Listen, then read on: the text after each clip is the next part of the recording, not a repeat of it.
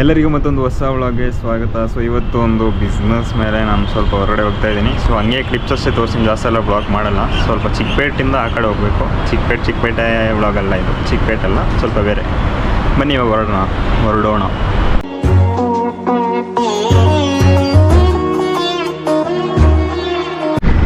So ಇಲ್ಲಿ K R market ಹೋದ್ನ, K R ಮಾರ್ಕೆಟಿಂದ ಯಾವುದೋ ಒಂದು ಜಾಗಕ್ಕೆ ಬಸ್ ಹತ್ಕೊಂಡು, ಆ ಜಾಗದ ಹೆಸರು ಗೊತ್ತಿಲ್ಲ.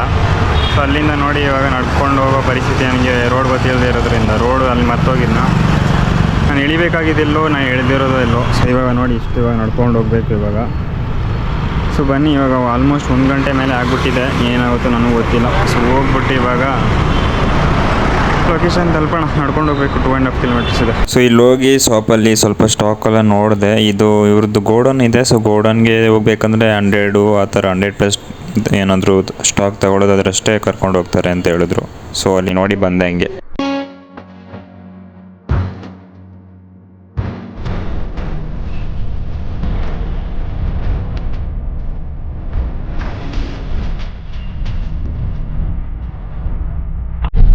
ಮಾರ್ಕೆಟ್ ಇದಕ್ಕೆ ಹೋಗಿದ್ದೆ ಏನಂತಂದು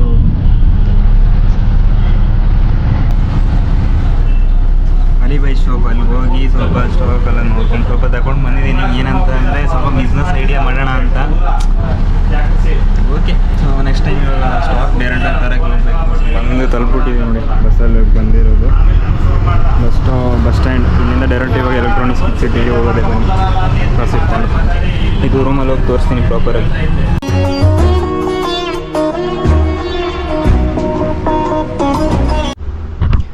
ಸೊ ಫೈನಲಿ ಇವಾಗಷ್ಟೇ ರೂಮ್ಗೆ ಬಂದೆ.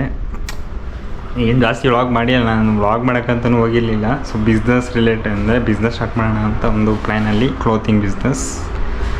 ಸೊ ಹಂಗೆ ಹೋದೆ. ಸೊ ನಾನು ಸ್ವಲ್ಪ ಬಟ್ಟೆ ತಗೊಂಡು ಬಂದೆ. ಬಲ್ಕಲ್ಲಿ ತಗೊಳ್ಳೋದಾದರೆ ಕಮ್ಮಿಯಲ್ಲಿ ಕೊಡ್ತಾರೆ. ಎಲ್ಲ ಒರಿಜಿನಲ್ ಜುಡಿಯೋ ಪ್ರಾಡಕ್ಟ್ಸ್ ಅಂದರು. ಸೊ ಒಂದು ಈ ಕಲರು, ಒಂದು ಈ ಕಲರು, 2 ಬ್ಯಾಗಿ. ಇದು ಪ್ರಾಪರ್ ಬ್ಯಾಗ್ ಇಲ್ಲ ಅನ್ಕೋತೀನಿ ನೋಡಿ, ಈ ಥರದ ಒಂದು ಹುಡ್ಡಿ ತಗೊಂಡಿದ್ದೀನಿ ಪೂಮದು.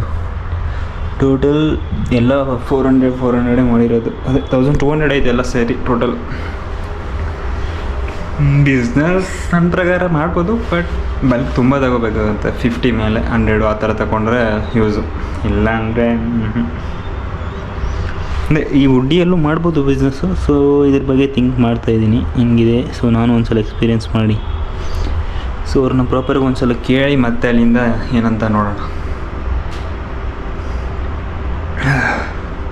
ಅಕೌಂಟಲ್ಲಿ ಇದ್ದಿದ್ದೆ ಅಷ್ಟು, ಅದೆಲ್ಲ ಖರ್ಚಾಯಿತು. ನನ್ನ ಹತ್ರ ಪ್ಯಾಂಟ್ ಇರಲಿಲ್ಲ, ಅದಕ್ಕಿಂತ 2 ಪ್ಯಾಂಟ್ ತಗೊಂಡೆ. ಏನೋ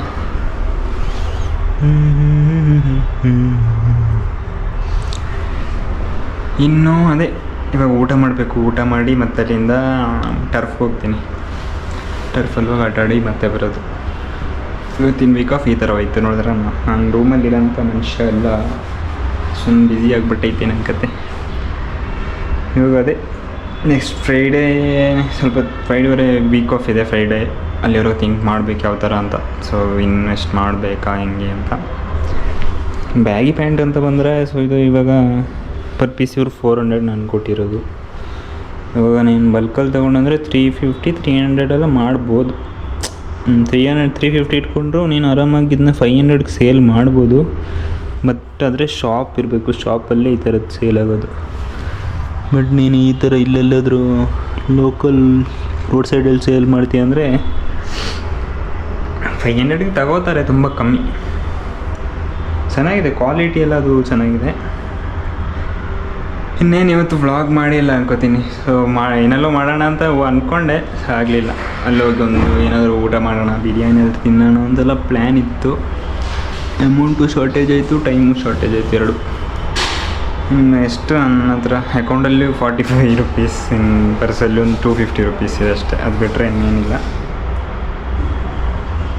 ಹೆಂಗೆ ಅನಿಸ್ತು ನಿಮಗೆ ಈ ಕ್ಲೋತಿಂಗ್ ಶಾಪಿಂಗ್? ಹೆಂಗೆ ಶಾಪಿಂಗ್ ವೀಡಿಯೋನೇ ಮಾಡಿಲ್ಲ ಅಷ್ಟೇ. ಇವಾಗ ಬನ್ನಿ ಊಟ ಮಾಡೋಣ. ಇದನ್ನೆಲ್ಲ ತೆಗೆದಿಡ್ತೀನಿ. ಹೊಟ್ಟೆ ಹಸಿದಿತ್ತು, ಅದಕ್ಕೆ ಸ್ವಲ್ಪ ಮ್ಯಾಗಿ ಅದು ತಿಂದ್ಬಿಟ್ಟು ಹೋಗೋಣ. ಟರ್ಫ್ ಹತ್ರ ಇದ್ದೀನಿ. ಸೊ ಅಲ್ಲಿ ಆ ಕಡೆ ಟರ್ಫ್ ಇದೆ, ಕಾಣಿಸ್ತಿಲ್ಲ ಬಿಡಿ.